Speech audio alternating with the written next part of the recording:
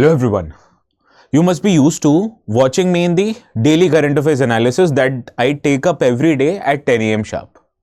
So you in that process must be aware of the important news and articles that cover or that are covered in that day's newspaper. Now you're covering those important articles on a daily basis, and then the next day you move to next set of articles. So what about your revision? How will you revise the important articles that appeared in the last month's newspaper? So to facilitate your revision exercise, from now on we have decided that we'll start even publishing the monthly current affairs analysis. As by doing so, we'll want you to make aware of the important articles that appeared in the last month's newspaper. And while doing so, we'll emphasize especially on those kind of articles that appear in the newspapers quite rarely. Because you must be watching the key inflation figures or the industrial activity, they have been reported every month in the newspaper, and those will be covered without fail in the daily newspaper analysis or the Indian Express analysis. But what about the important articles that appear once in maybe few months? So to address that requirement, we are providing you with this article from the economy section, especially those articles which appeared in the December month of the year 2024. So let us start our today's discussion of first monthly current affairs analysis by StudyIQ IAS English, where we are going to let you know about the important details of the news articles, especially from mains as well as prelims perspective. Now the first article, or before that, the slides of this particular session will be available on my Telegram channel called ATS Live. So please make sure to subscribe this channel, as in addition to the monthly current affairs slides, I also make sure to upload my daily newspaper analysis of the Indian Express. The notes are available also on this very same Telegram channel. Understood? Now, having said that, let us start with our today's discussion. This first article, as you can see, appeared in both the Indian Express as well as Hindu, and this article takes a critical appraisal of an important Government of India scheme called Production Linked Incentive Scheme. Now, this Production Linked Incentive Scheme was brought by various ministries across the Government of India few years back, and the intention of this scheme was to increase the levels of manufacturing in the country, because you understand, for any country like India, for it to become developed, it needs to have a solid industrial base. And which sector provides solid industrial base? It is the manufacturing sector. Now, currently, the contribution of manufacturing sector to India's GDP is somewhere around 17 to 18%. And this has been stagnant for the past few decades. Now, the largest contributor in terms of manpower of the India's economy is agricultural sector, which has about 45% of 45% of total manpower.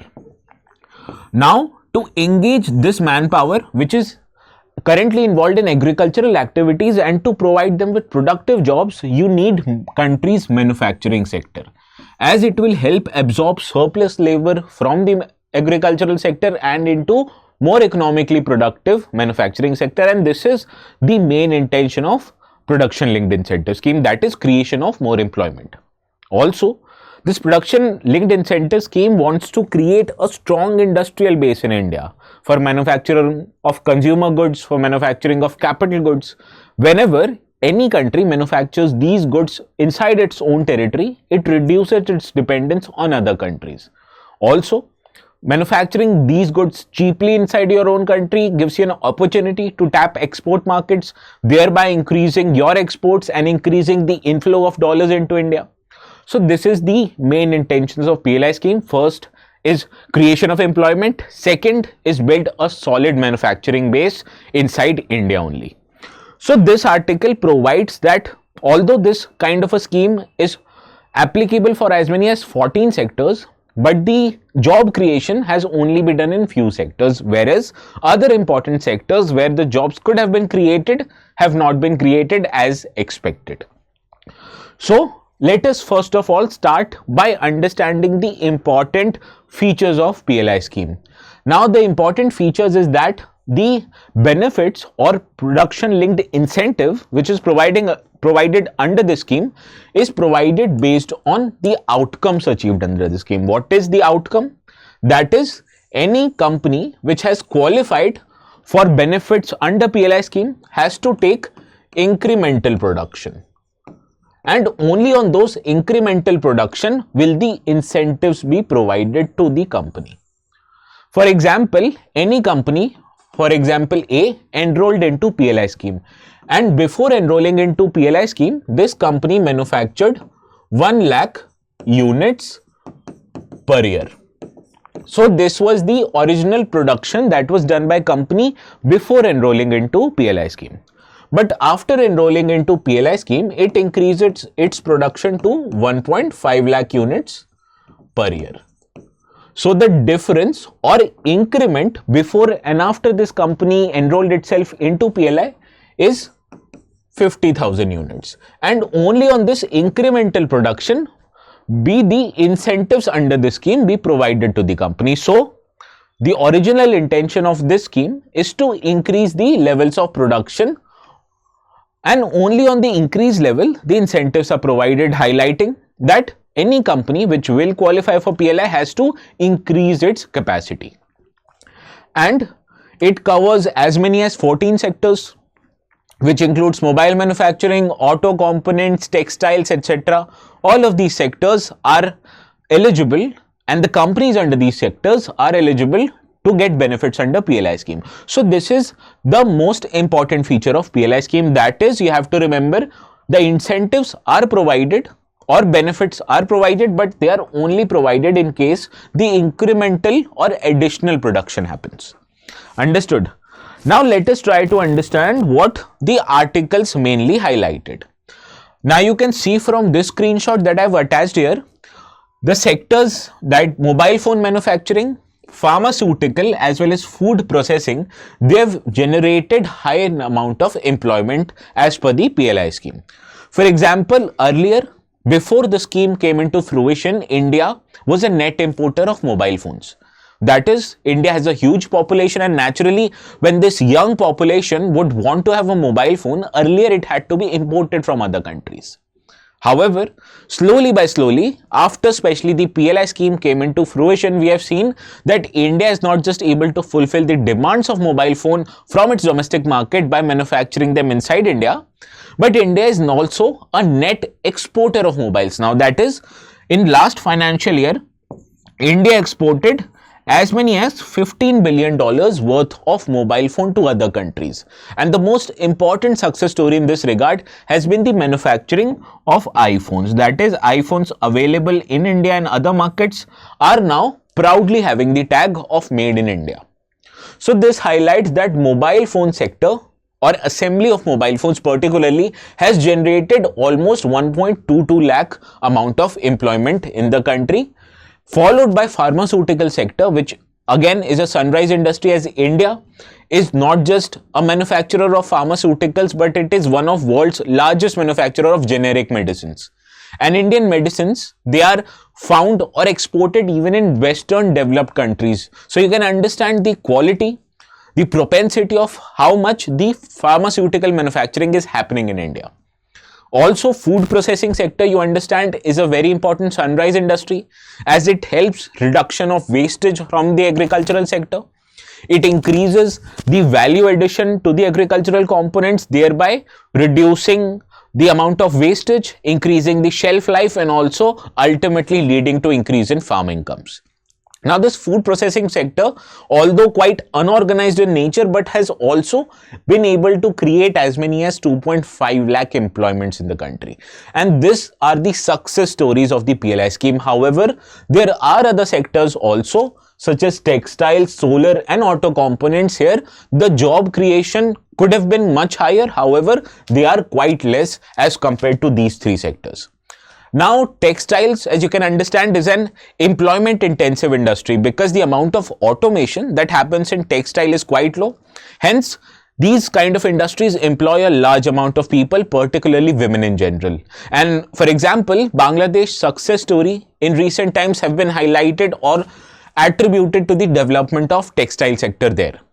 Also, solar, as you can see, will witness increased demand in coming times because of propensity of world moving towards the renewable energy, and solar energy is the answer to that.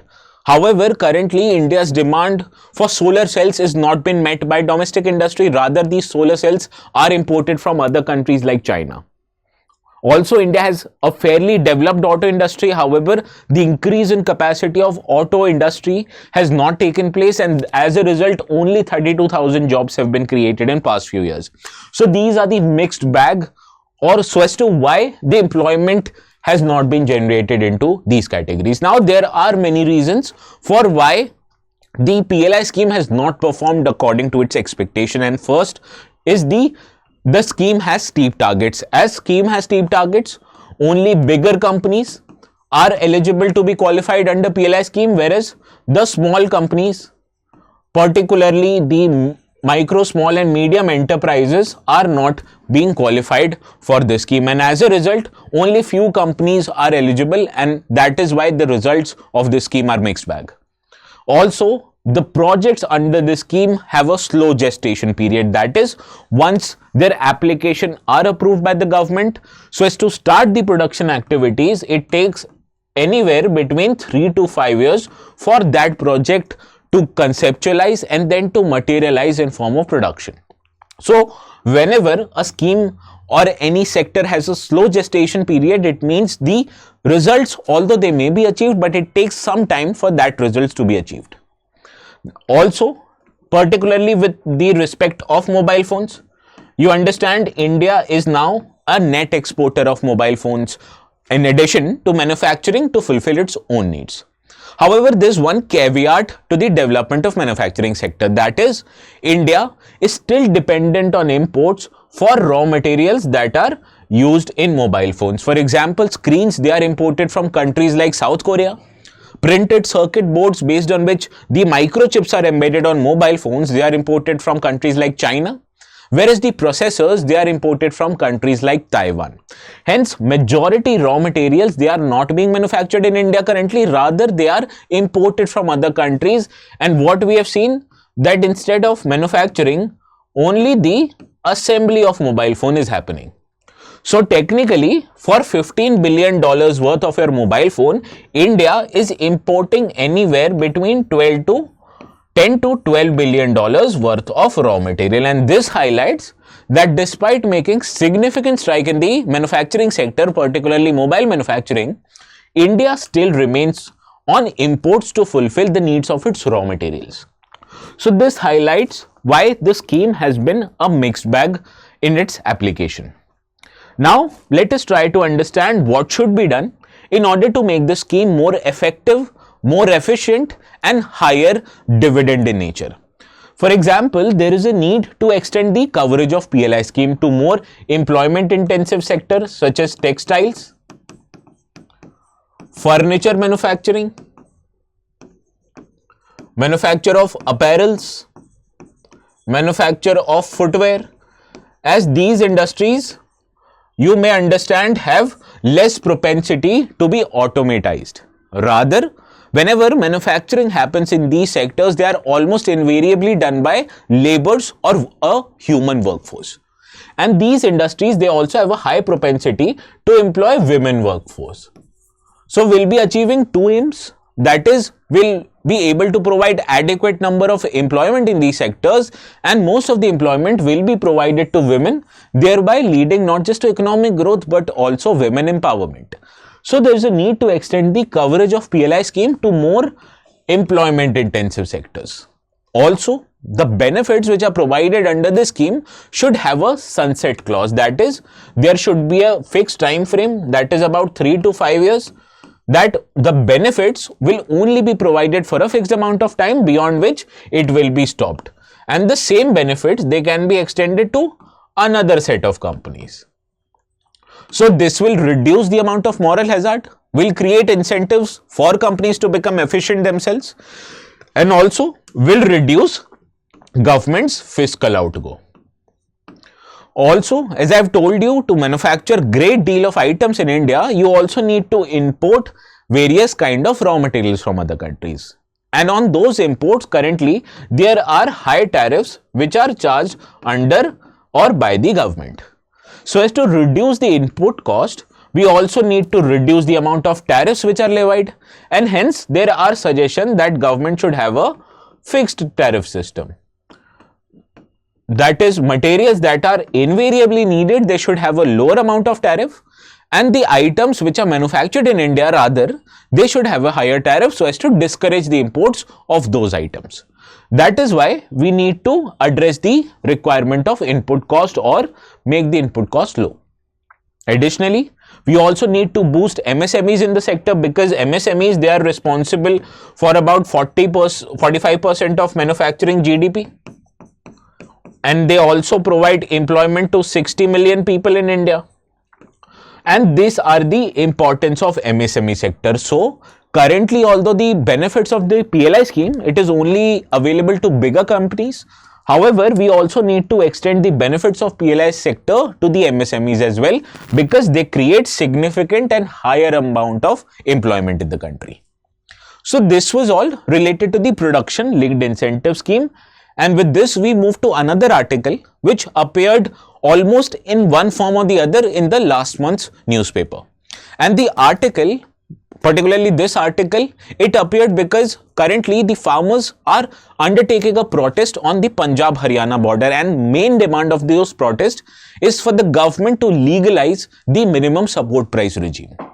So let us try to understand what are the benefits and what are the implications of legalizing the minimum support price. But first, let us try to understand very briefly what is a minimum support price regime. Now, whenever government buys food grains from farmers, it is liable to pay a amount of money which is called as minimum support price. Now, this minimum support price, the price at which the government procures food grains from the farmers, it is currently announced for as many as 22 commodities in India. And the prices, they are fixed by Cabinet Committee of Economic Affairs based on the recommendation made by the Commission on Agricultural Cost and Prices. So this is what the minimum support price is all about, that it is the minimum price that the government pays to the farmers when it procures food grains from them. Now, what is the present status of MSP? Because as farmers are demanding legalization of MSP, so you understand currently the MSP does not have a statutory or legal sanctity. So what does that mean in the current terms? Let us try to understand that. Now the present status, as I already told you, it does not have any kind of a statutory recognition. Hello? Yeah. Now, as there is no kind of a statutory recognition provided to the MSP, then you can understand there is no obligation on the government to purchase all the commodities, that is 22 commodities for which the MSP is declared. And in practice, we have seen that government is only preferring to procure a handful of crops such as wheat and rice from farmers rather than providing MSP for 22 crops. Additionally, there is no obligation on the government to pay MSP as well, as it is just an indicative price. And there is no legal obligation on the government to pay MSP. It can theoretically, although it does not happen in actual, but it can theoretically pay prices less than MSP. Also, there is no obligation on the private sector companies also, that whenever private sector companies are procuring any kind of food grains or food products from farmer, they are not liable to pay the MSP prices. And we have seen in practice that the private companies, they pay less amount of money than what the MSP is. So this is the implication of not legalizing MSP. Now, how this thing will change once the MSP is legalized? Let us try to find that. Now, for example, government legalizes MSP currently, which means 22 crops for which the government is announcing MSP. On those 22 crops, it will be legally binding on the government to provide prices which is equal or more than MSP to the farmers. And this will not just be provided by the government but also by the private sector. So whenever any farmer approaches the government agencies or the private companies so as to sell their crops, it will be a legal obligation on these companies to buy the crops from the farmers, and as against buying, they have to pay prices which is equal or more than the MSP prices. So this is what legal sanctity means. And in case they fail to provide MSP or fail to procure crops, then it would attract a penalty or a kind of a punishment on the government agencies or the private procurers. So this is the meaning of MSP. Now let us try to understand first of all why farmers in general are demanding legalization of MSP. There must be some benefits, correct? So let us try to understand those benefits in general.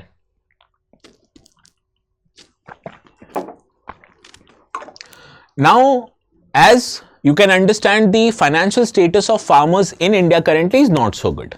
As farmers, in order to undertake agricultural produce and farming practices, they take loans from informal sources, and when they are unable to pay those loans back, they are faced to several debt and personal crises. And because of these crises, we have seen that there are farmers, particularly in states such as Madhya Pradesh and Maharashtra, they've even committed death by suicide. So this is how the stark or drastic situation of farmers in current India. So naturally, the farmers, they are demanding that MSP should be legalized because it has certain benefits, and the first benefit in this regard is a multiplier effect. As you can understand, whenever the government is liable to pay MSP to farmers, it will mean the income of farmers will increase, and this income will also increase their disposable income, that the money they have at their disposal, which you can understand they will invest in their agricultural activities. So as more money will be invested in agricultural activities, you can see the productivity of agricultural sector will increase manifold. Also, whenever they'll have high income, it will also mean the demand for goods and services from farmers will increase, and this will promote India's economic growth potential. And this is what the multiplier effect is all about, that once you increase the income of farmers, it will mean that the farmers will have more money at their disposal, and naturally they will spend this money on fulfilling their demands for goods and services or meeting the needs of investment in agricultural. Both of them will have higher implications on India's growth prospects. Another factor is that it will encourage crop diversification, because I told you, although government currently it announces MSP for 22 crops, but most procurement under MSP regime takes place only for 2 crops, that is rice and wheat. And we have seen farmers, particularly in states such as Punjab and Haryana, which does not have a conducive climate to grow rice. But to undertake benefits of the MSP program, farmers in Punjab and Haryana, they are growing rice in general, and which has created a whole lot of environmental and agricultural problems. The case in point is what I am trying to highlight is currently, as there is no obligation on the government to procure 22 crops for which it declares MSP, therefore government restricts its procurement just for rice and wheat. However, when government will be liable to procure all 22 crops for which it declares MSP, then you can decide the farmers will have an option not just to grow wheat and rice, but also to grow other crops such as pulses, oilseeds, or other cereal crops as well. So this, you can understand, will encourage the practice of crop diversification, which does not just makes economic sense, but also makes environmental sense. Also, when farmers will start to grow pulses and oilseed, you understand it will promote the self-sufficiency of meeting the India's demand domestically, because currently to meet the demands of pulses and oilseed, you can understand India is dependent on imports, and every year the amount of imports, particularly with that of oilseeds, we have seen it is increasing. But when farmers will start to grow oilseeds and pulses themselves, you understand this demand for import will reduce and it will promote self-sufficiency in India.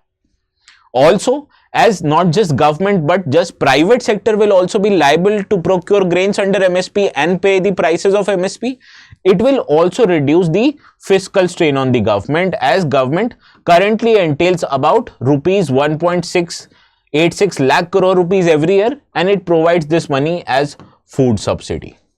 So this is how government can reduce its food subsidy, by also enabling the private procurers to procure grains under the legal MSP regime.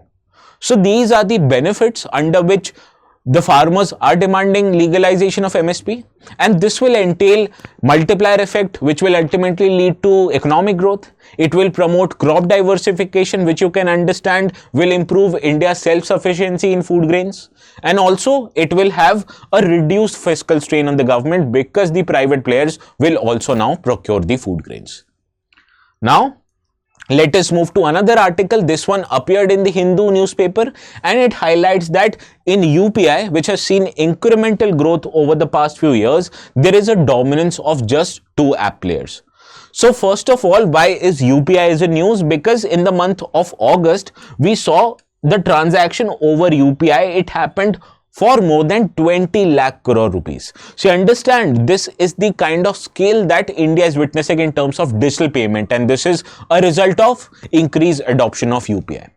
Also, the UPI system now, it accounts for 8 out of 10 digital transactions that are happening. That out of every 10 digital transaction, 8 happens over UPI and rest 2 happens over credit card, debit card, online payment, net banking, etc. So this is what the dominance of UPI is all about. That is 80% of digital transactions happen over UPI, and on the month of August alone, it amounted the sum total of over 20 lakh crore rupees. Now, let us try to briefly, first of all, understand what is a UPI system. This is a system which powers connection of multiple bank accounts, and you can send money directly from your bank account into the bank account of the person you are buying the goods or services from. And this has been possible just because the National Payment Corporation of India developed this UPI over the existing service called Immediate Bank Payment Service. Now, this IMPS service is currently utilized by banks in India, as you can send money 24/7 instantaneously using this system, and the UPI is built over the IMPS itself. Now, this UPI also provides many benefits. First of all, it is a real-time payment system which is available 24/7, and you can utilize this payment system not just to pay for another person, but also to pay any merchant of your choice. Now, there are many features of UPI which makes it quite easy to adopt. First of all is that it provides for instant money transfer, and the service is available 24/7 and every day of the year. Also, you just have to use a single mobile application, and using that single mobile application, you can access your multiple accounts which may be spread over different banks.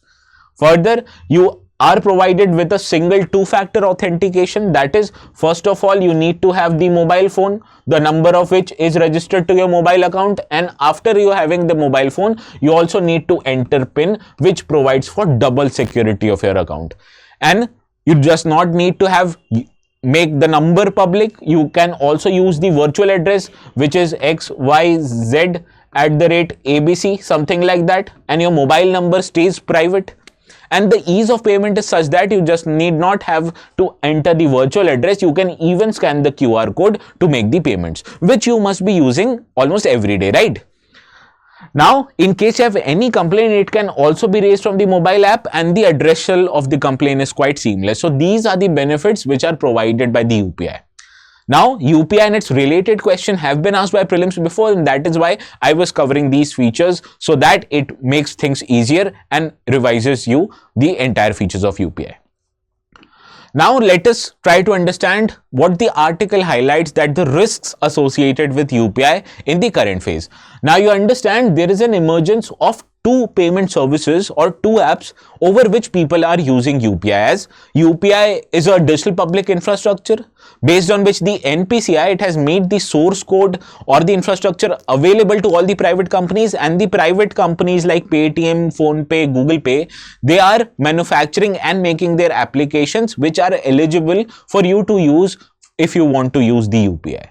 Now, what we have seen is that 2 companies, PhonePe and Google Pay, they account for almost 80% of total UPI payments in India.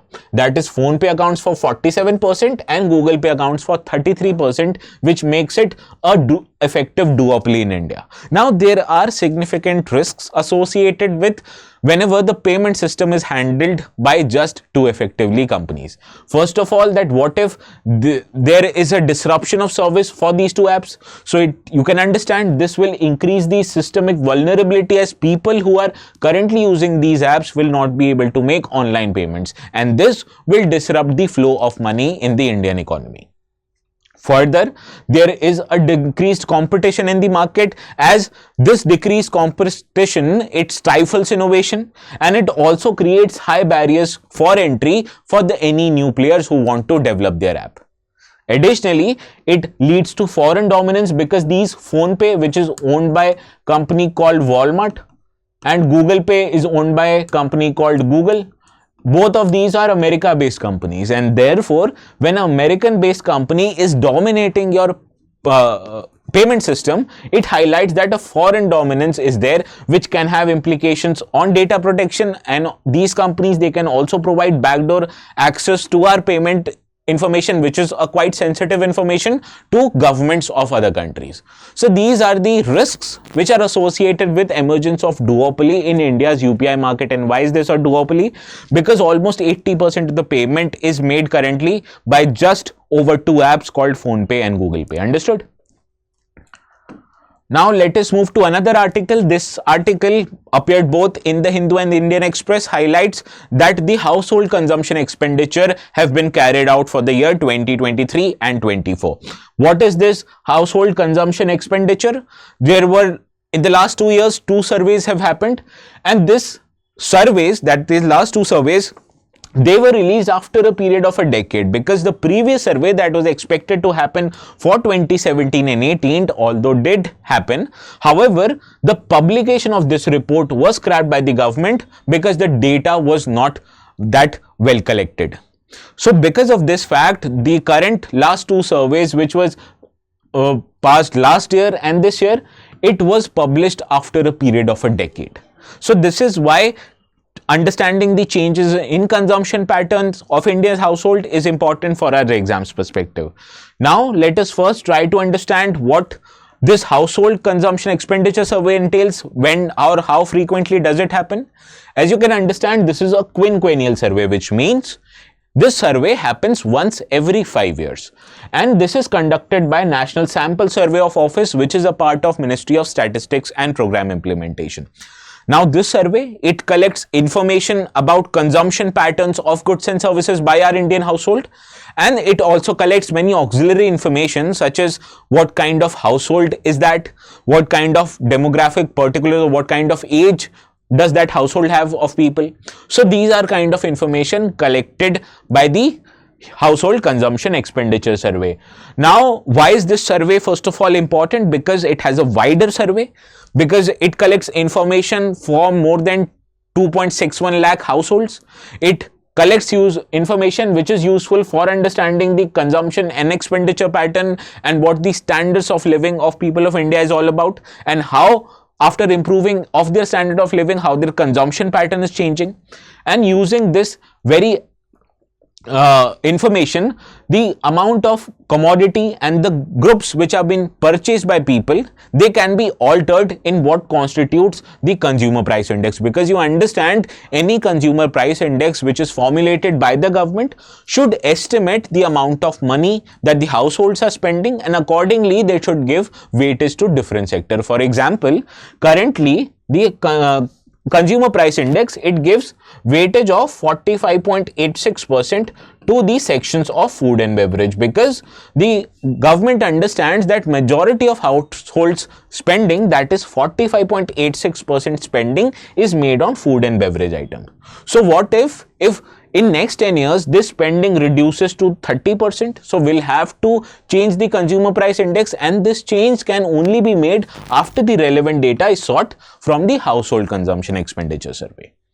Also, the data which is collected under such surveys are used to measure the amount of poverty, inequality, and also the amount of social exclusion in India. So that is why regular occurrences and happening of such surveys are important, and such surveys gives us many relevant data which is used in policy making.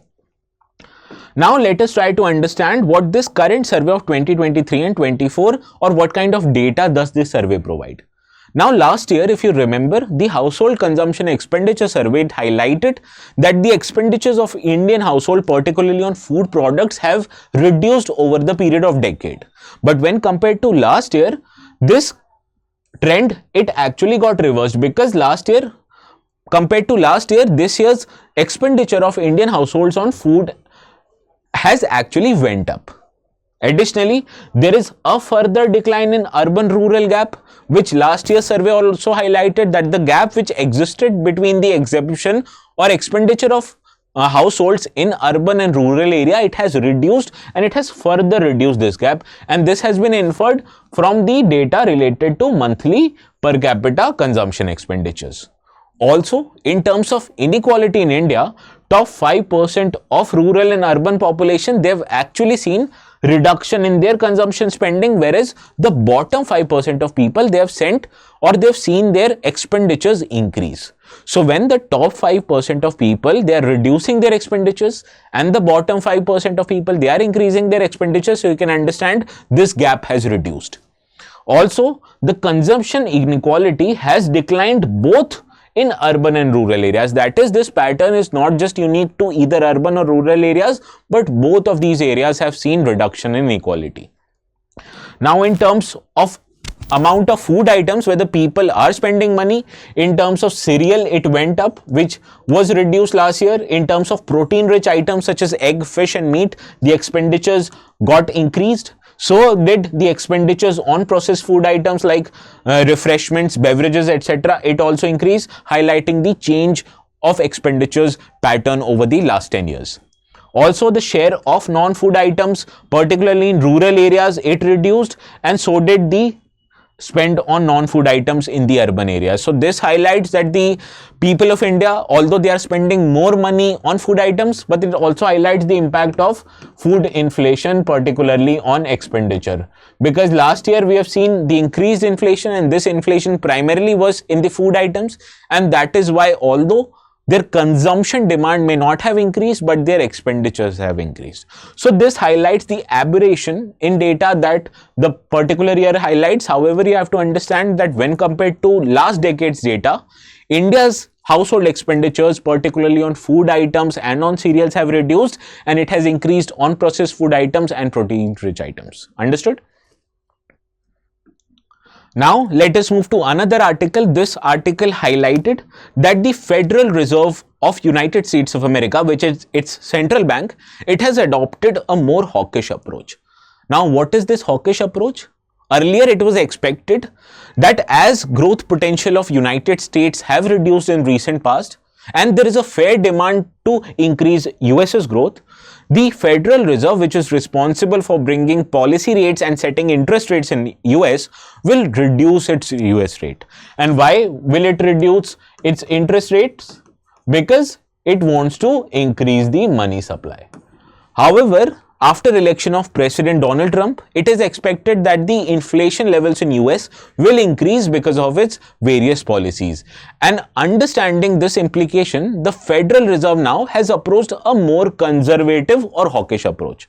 That is, earlier it was expected that the Federal Reserve may reduce the inflation rates 4 times in a year. However, it has now expected that it may only reduce the interest rates at max 1 or 2 times every year.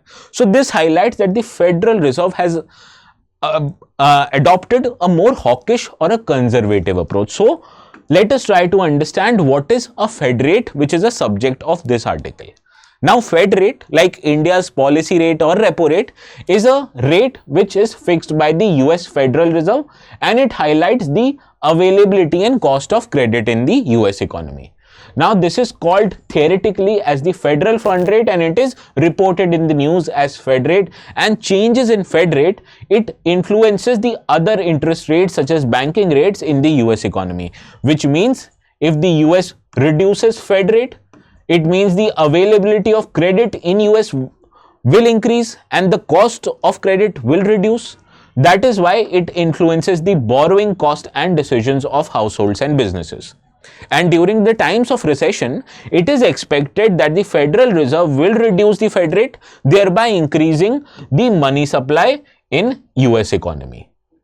which is an example, as you can understand, of an expansionary monetary policy. That is, whenever any central bank like RBI or Federal Reserve reduces the interest rates, the intention of this reduction is to increase the money supply in the economy.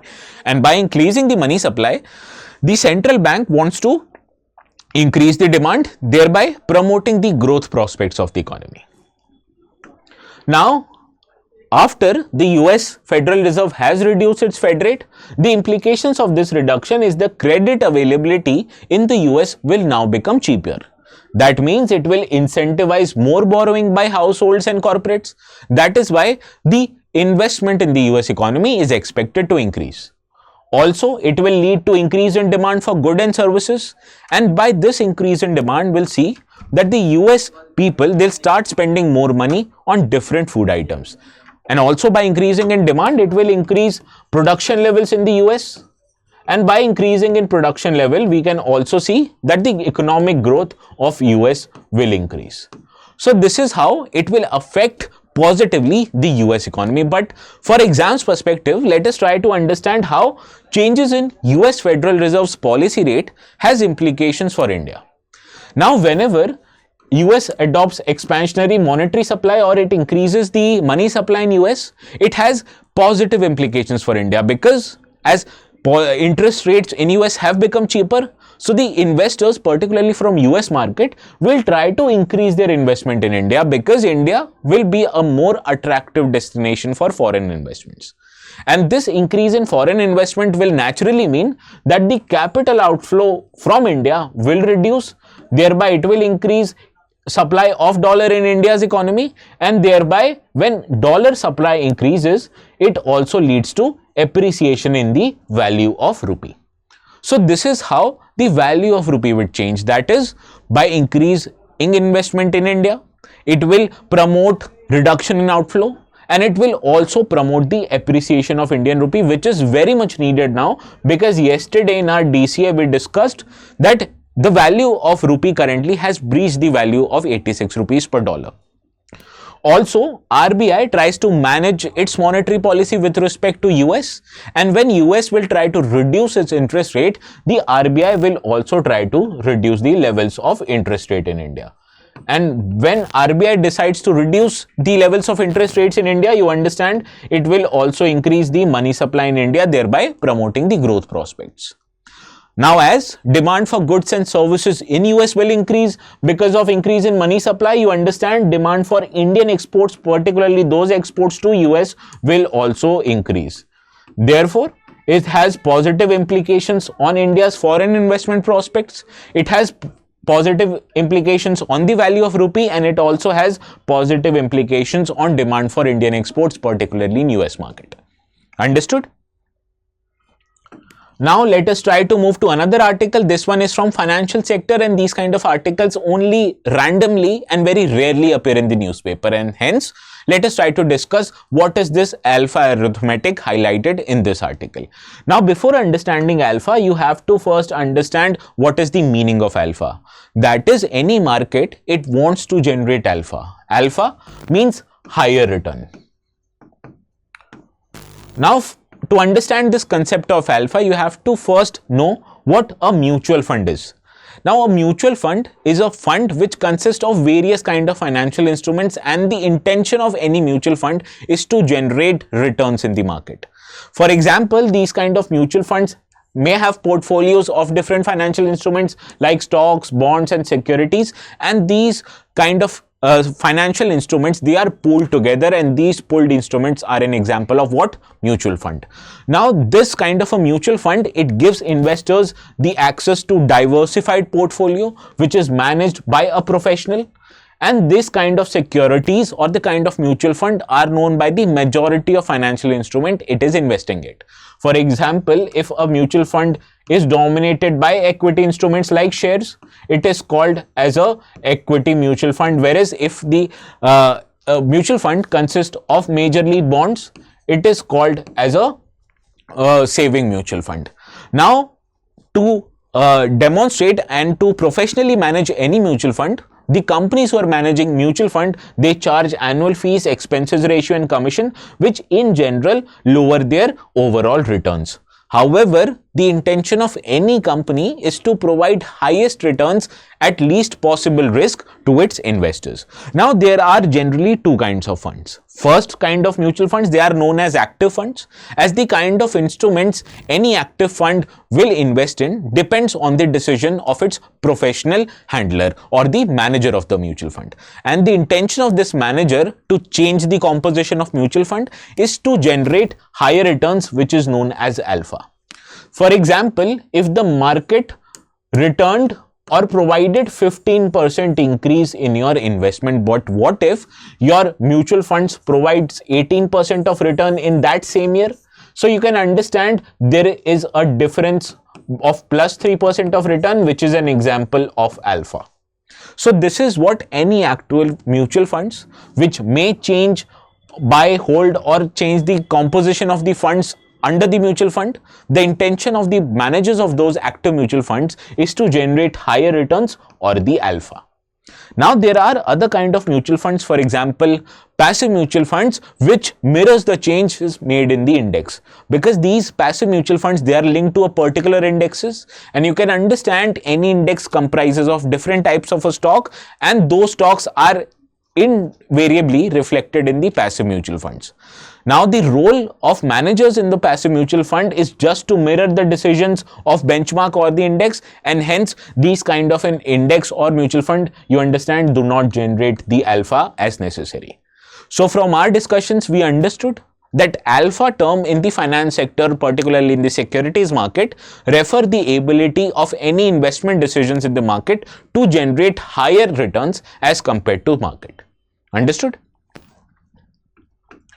Now let us move to another article which appeared in the Hindu newspaper, and it states that Center has gotten as many as 6.21 lakh applications under the PM internship scheme. Now this PM internship, it sought applications for about 1.27 lakh empty seats under the PM internship scheme, and as against 1.27 lakh demand, people have filed 2.1 lakh applications. So this highlights that the demand for such scheme is quite high in the market. Now, what is actually this PM internship scheme? Let us try to understand this first of all. Now, this is a PM internship scheme which was announced in this year's July budget, as the government, after returning into power in July, announced a new budget, and under which it provided internship opportunities in various different Indian companies and government departments, and the opportunities are provided as many as 1.27 lakh in numbers. Now, let us try to understand what the scheme is entailed. As I told you already, it was announced in the union budget, and the opportunities are provided in as many as 24 sectors. Now, the companies under which this internship will be provided will be identified based on their corporate social expenditures made in the last 3 years, and the ensuring organizations, those will be participating, it will be ensured that they have a committed social and ethical practices, that the people who will be employed as interns in these organizations, they'll have a positive social and ethical outlook.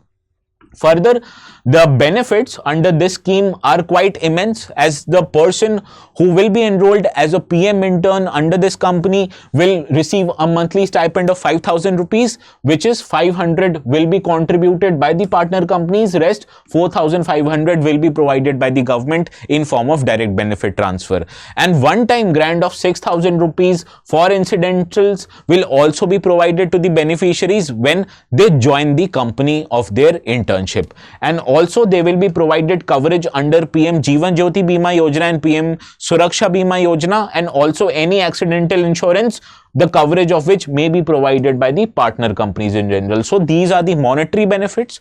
Now let us try to understand which kind of people are eligible for this scheme. Is that people who are between 21 to 24 years of age, particularly Indian nationals who do not have a full-time education or employment, and they are enrolled in any online or distant learning programs, they are eligible. Now, candidates also who have passed high school or have a graduate certificate from an industrial training institute, diploma diploma institute or a polytechnic, they are also eligible. So is people who have gotten degrees in arts, science, commerce, etc. They are also eligible. Now, naturally, we have to exclude some people who are well off, that are graduates from premier institutes like IIMs, IITs, or people having professional qualifications like MBBS, CA, CS. They are excluded. So are people who are currently ongoing skill and apprenticeship training under the central and state governments. Also, any family whose family income is more than 8 lakhs, their children, they are not eligible, and members or the families which have members regularly employed in any government, they are also excluded from the scheme. Understood? So we understood the kind of benefits, the eligibility criteria, and people who are not eligible under PM internship scheme.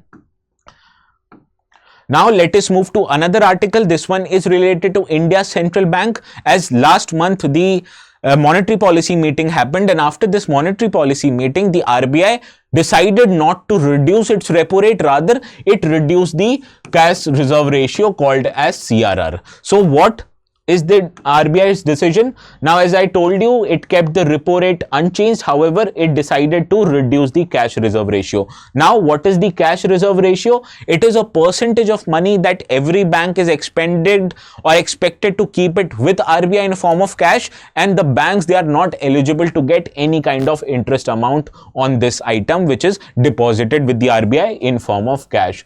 Now, the purpose of this kind of a deposit is to ensure banking liquidity. However, as banks or the central bank increases the value of CRR, it leaves lesser amount of money with the banks to generate or deposit or provide loans to other people. So whenever the banks faces the crunches or crisis of liquidity, the RBI decides to lower the interest rates or the CRR rate. Now, the reason why, first of all, RBI has decided to reduce the CRR is because the banking system's liquidity has tightened in recent months, and also the RBI is undertaking various actions to stabilize the rupee, which means reducing the money supply in the economy or the amount of rupee existing, and hence the banks are facing the crisis of liquidity. Now, this is further expected to tighten in the month of December because people will pay advance taxes, goods and services taxes in advance, and this will reduce the amount of money deposited into the bank accounts. And also there is a quarter demand or quarter end demand for credit, which will enable the banks to give out more loans, and as a result the banks is expected to have less amount of liquidity. Now, the impact of CRR, first of all, is that it will provide additional funds to the bank, and this fund can be utilized by banks to use for lending processes, which in generally you understand promotes the prosperity of the economic growth. Understood? So this is the overall implications, that is, by reducing the CRR, the government is trying, or the RBI is trying to provide banks with additional liquidity, using which liquidity the banks will provide loans to its customers, and using these loans the customers will take economic productive decisions, which eventually will lead to higher economic growth. Understood? Now, moving to another RBI related article, you understand last month the new RBI governor is in office. So let us try to understand the position of RBI governor. The tenure of RBI governor is up to 6 years. As we have seen in practice, the RBI's governor, first of all, is appointed for the period of 3 years, and the government makes additional increase in its tenure as per its own discretion. Now, the appointment of governor is done by the central government as per the Act of RBI 1934. Now, the appointment process, it first starts with financial sector regulator body, which consists of cabinet secretary, RBI governor, secretary of Department of Finance Services, and 2 independent members, as they prepare a list of eligible people. And based on this list, which is sent to the appointments committee, the FSARC conducts interview, and the final list, it is then sent to the appointments committee of cabinet, which eventually appoints the new RBI governor. Now, the qualification of the RBI governor is that the RBI Act does not mention any kind of qualification. So we have seen people from finance background, particularly professors like Raghuram Rajan, have been appointed as RBI governor, and also retired bureaucrats like Mr. Shaktikanta Das, Dr. D. Subbarao, they have been appointed as governor, and even the current governor, Mr. Sanjeev Malhotra, is a former bureaucrat of Government of India. Now, let us try to move to another article. This highlights that the RBI is leveraging the process of artificial intelligence to track down on mule accounts. Now, in this article, what is important is what is the RBI's method in using artificial intelligence and what are mule accounts in general. Now, first of all, you have to understand the RBI has created an AI-powered module or tool called as Mule Hunter AI, and this Mule Hunter AI, it wants to know what kind of mule accounts are being used by the cyber criminals. Now, what are mule accounts in general? Any account belonging to people from low income group or people who are not that well versed in technology. These can be misutilized by criminals to channel illicit funds into their account. So these people whose accounts are being used, they are known as money mules, and the accounts which are used are called as mule accounts. Now, the problem of mule account is quite big in India because it is a key element in majority of online financial frauds, because the intention of these fraudsters is to prevent their identity from becoming public, and instead whenever the law enforcement decisions or directions happen, it eventually will catch people on whose name the accounts were originally created, and these are mule people. Now, the center has frozen previously about 4.5 lakh mule accounts. However, this problem still persists. So that is why the RBI is taking the help of an artificial intelligence tool so as to gather the information related to the mule accounts, and it is developed by Reserve Bank Innovation Hub, which is located in Bangalore, and it is intended to promote and facilitate an environment which will accelerate innovation across the financial sector. Now, benefits of Mule Hunter AI is, first of all, it will help RBI identify the kind of mule accounts by enabling real-time monitoring of the flow of funds. It will also entail the use of analytics in understanding the pattern, evolution of how these funds are transferred from the fraudster's account into the mule accounts, and understand the identity of the original fraudsters, in addition to increasing the collaboration among different financial institutions, which is very much necessary if you want to get to the bottom of this problem. Understood? Now, let us move to another article of the day. This article highlights that the T+0 settlement for as many as 500 stocks will begin from January the 31st. Now, what is the settlement process? Let us try to understand this. Now, the settlement or trade settlement is the process. For example, you are buying any shares in the share market. Now, you have to provide money as against those shares. So money technically will be transferred from your account to the seller of shares account, and the shares will be transferred from the shares demat account into your demat account. So this whole process of transfer of money and share is what the trade settlement is all about. Now, technically, shorter is the settlement cycle, the faster the investors will have the securities and the funds. So any intention of the government is to reduce the process of settlement time, thereby entailing higher liquidity in funds and also higher liquidity in transfer of shares.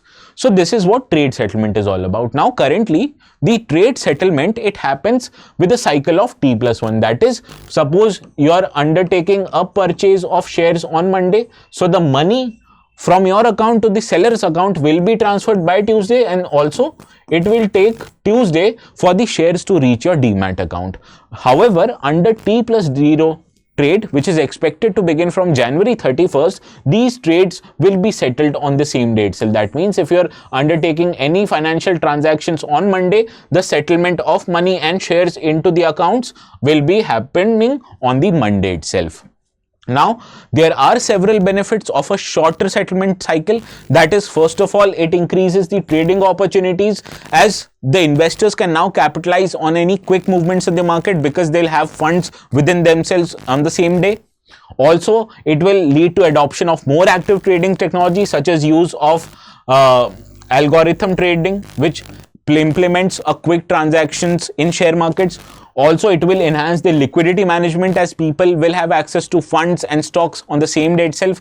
Therefore, they will be more flexible in making their investment decisions, and also quicker settlement time reduces the risk associated with settlement, which eventually will enhance the investor confidence. And by enhancing the investor confidence, the government, it wants to increase the participation in India's equity markets, which we have seen increased manifold since probably by 2020. Now, as I told you, the notes for this session will be made available on my Telegram channel called ATS Live. And you can search this Telegram channel by searching the keywords ATS Live or by scanning this QR code. Understood? So stay tuned to our YouTube channel for more such videos. Until then, I'll see you again tomorrow at 10 a.m. sharp.